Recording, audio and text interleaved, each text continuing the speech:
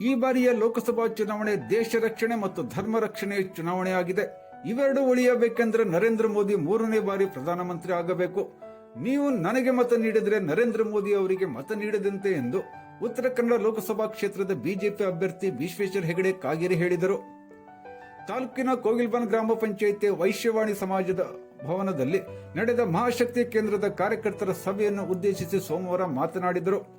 1947ರಲ್ಲಿ ಭಾರತ ಮತ್ತು ಪಾಕಿಸ್ತಾನವನ್ನು ಇಬ್ಬಾಗ ಮಾಡಿದಂತೆ ದೇಶವನ್ನು ಮತ್ತೊಮ್ಮೆ ಇಬ್ಬಾಗ ಮಾಡುವ ಸಂಚು ಕಾಂಗ್ರೆಸ್ ಪಕ್ಷದ ಚುನಾವಣೆ ಪ್ರಣಾಳಿಕೆಯಲ್ಲಿ ಕಂಡುಬರುತ್ತಿದೆ. ಮಿತಿ ಮೀರಿದ ಅಲ್ಪಸಂಖ್ಯಾತರ ಓಲೈಕೆಗಾಗಿ ಸಾಧ್ಯ ಆಗದೇ ಇರುವ ಯೋಜನೆಗಳನ್ನು ಸೇರಿಸಲಾಗಿದೆ. ಹಿಂದೂಗಳಿಗೆ ಯೋಜನೆಗಳು ಏಕಿಲ್ಲ.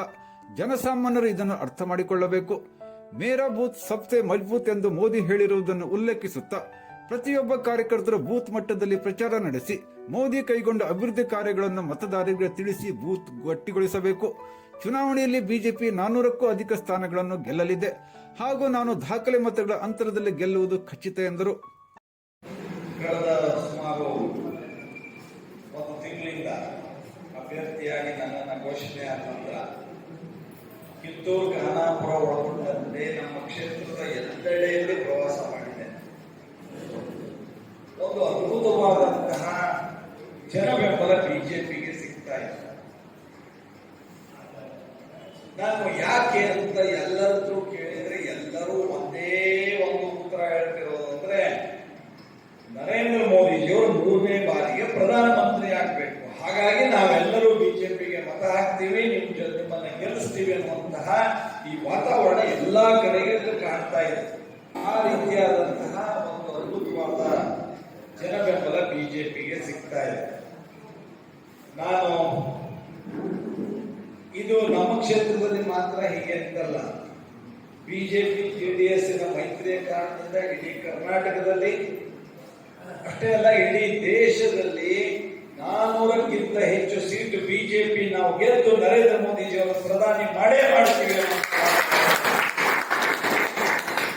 ಈ ವಾತಾವರಣ ಸೃಷ್ಟಿಯಾಗಿದೆ. ಯಾಕೆಂದ್ರೆ ಕಳೆದ 10 ವರ್ಷದಲ್ಲಿ ನರೇಂದ್ರ ಮೋದಿಜಿ ಅವರು ಮಾಡಿರುವಂತಹ ಅದ್ಭುತವಾದಂತಹ ದೇಶದ ಬಗ್ಗೆನ ಬದ್ಧತೆಯಿಂದ ಮಾಡಿರುವಂತಹ ಕೆಲಸ.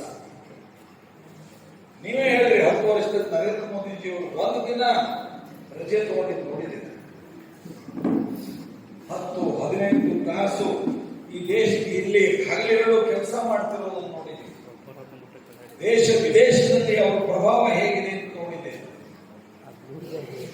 ಜಗತ್ತಿನ ಬೇರೆ ಬೇರೆ ದೇಶಕ್ಕೆ ಹೋದಾಗ ಅವರಿಗೆ ಭವ್ಯ ಸ್ವಾಗತವನ್ನು ಕೊಡ್ತಾ ಇರೋದನ್ನ ನೋಡಿದ್ರೆ ಹೆಮ್ಮೆ ಅನಿಸುತ್ತೆ.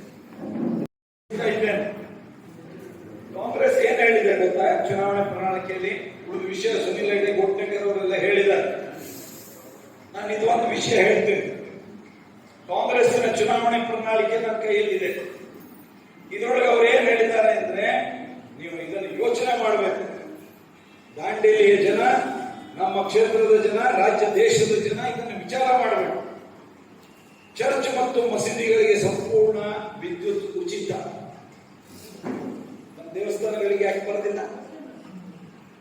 ನಮ್ಮ ಹಣ ತಗೊಂಡು ದೇವಸ್ಥಾನಗಳಿಗೆ ಹಾಕಿರೋ ಹಣ ತಗೊಂಡು ಅವ್ರಿಗೆ ಕೊಡ್ತಾರೆ, ಅವರಿಗೆ ಉಚಿತ.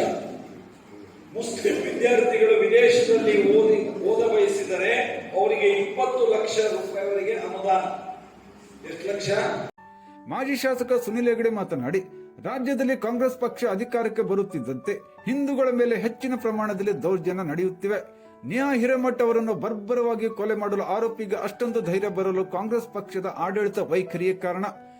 ಈಗ ನಡೆಯುತ್ತಿರುವ ಚುನಾವಣೆ ಕಾಗೇರಿ ಅವರ ಚುನಾವಣೆ ಅಥವಾ ಇನ್ಯಾರದ್ದೋ ಚುನಾವಣೆ ಅಲ್ಲ, ದೇಶದ ಚುನಾವಣೆ ಆಗಿದೆ.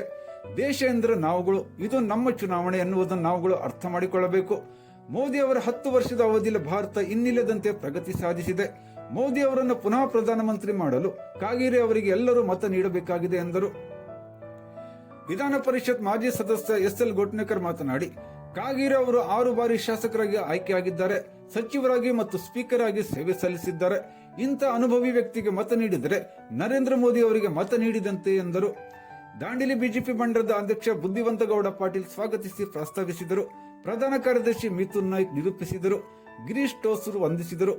ವೇದಿಕೆಯಲ್ಲಿ ಜಿಲ್ಲಾ ಪಂಚಾಯತ್ ಸದಸ್ಯ ವಾಮನ್ ಮಿರಾಶಿ, ಮಹಾಶಕ್ತಿ ಕೇಂದ್ರದ ಅಧ್ಯಕ್ಷ ಚನ್ನಬಸಪ್ಪ ಮುರುಗೋಡ್, ಶಿವಾಜಿ ನರ್ಸಾನೆ, ಅನಿಲ್ ಮುತ್ನಾಳೆ, ಅಶೋಕ್ ಪಾಟೀಲ್, ರೋಷನ್ ನೇತ್ರಾವಳಿ, ಬಸವರಾಜ್ ಕಲ್ಶೆಟ್ಟಿ, ವಿಷ್ಣುಮೂರ್ತಿರಾವ್, ಗೀತಾ ಶಿಕಾರಿಪುರ್, ಚಂದ್ರಕಾಂತ್ ಕ್ಷೀರ್ಸಾಗರ್, ಗುರು ಮಠಪತಿ ಮೊದಲಾದವರು ಇದ್ದರು.